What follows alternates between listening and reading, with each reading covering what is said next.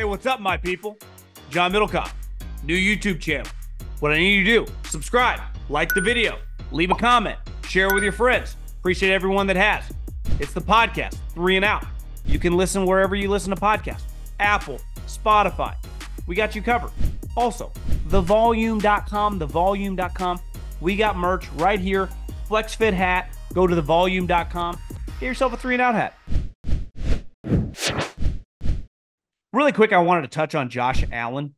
Not the quarterback, but the pass rusher.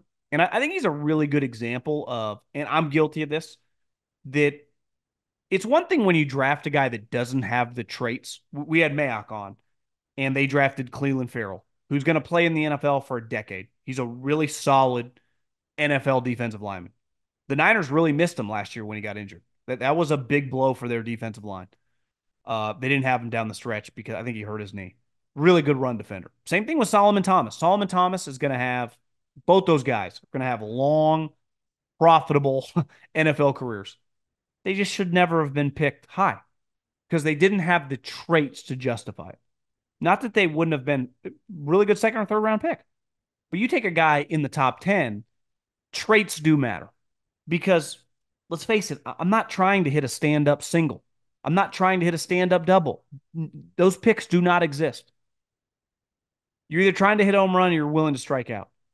And Josh Allen is a guy who's almost 6'5". He's got 33-inch arms. He's really explosive. And early on in his career, it just was kind of up and down.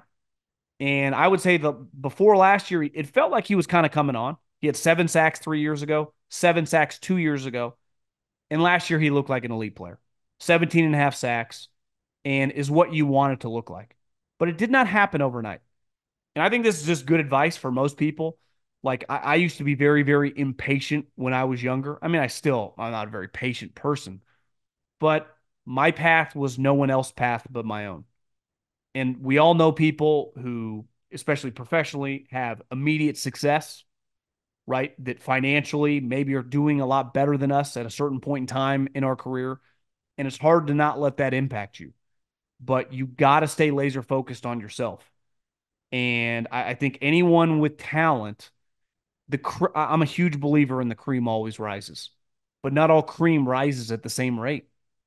And not every guy is Tiger Woods, right? Not every guy is Joe Burrow or Patrick Mahomes. And it's just like, holy shit. Some guys take a little while. Davante Adams was a laughingstock his first year and a half in Green Bay. By the end of his 4th year, it was clear like this guy's going to be one of the better players in the NFL. Some guys take time.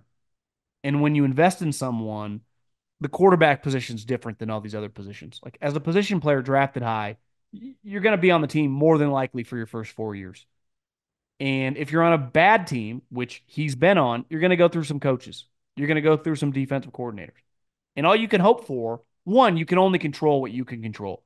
How hard you work. I read some of his quotes. He clearly seems like a pretty high level guy. Just how seriously you take everything. And then you need some things to go well for you that are out of your control. Who your coordinator is, what your defense is. And when you get in the right situation, then it's on you to take care of the opportunity. We all get different opportunities at different points in time in our life.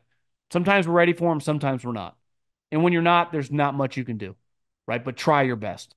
But when you do get poised with an opportunity, and you are prepared, you gotta take advantage of it. And Josh Allen clearly did.